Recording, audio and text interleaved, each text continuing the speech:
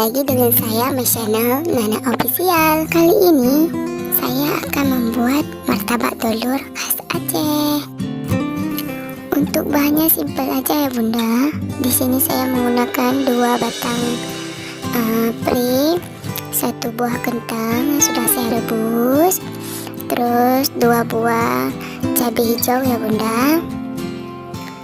Terus saya menggunakan 2 telur, 1 lagi sama anak saya, setengah sendok teh lada bubuk, setengah sendok teh garam, dan setengah sendok teh kaldu bubuk.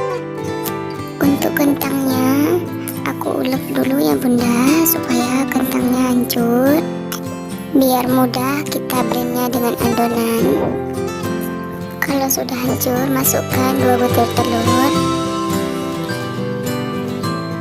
masukkan juga daun bawangnya sama cabenya,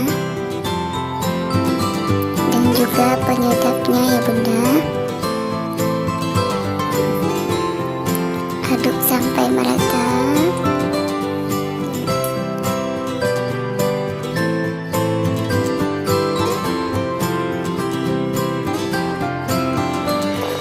Panaskan bulben terlebih dahulu ya bunda. Oh ya bunda, jangan salvo sama teflon aku ya. Ini aman kok bunda, sudah saya bersihkan semaksimal mungkin, bahkan sudah saya sikat dengan sikat baju. Oh iya bunda, tuangkan sedikit adonan telurnya ya.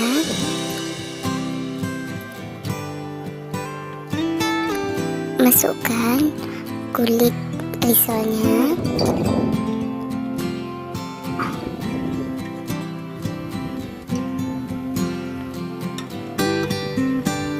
tuangkan sedikit adonan lagi sampai habis ya bunda. Kalau sudah menguning, jangan lupa dibalik ya. Tunggu sampai matang.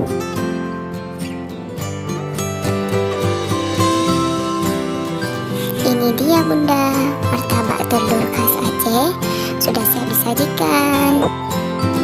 Terima kasih sudah menonton, semoga bermanfaat. Sampai jumpa di video berikutnya. Bye bye.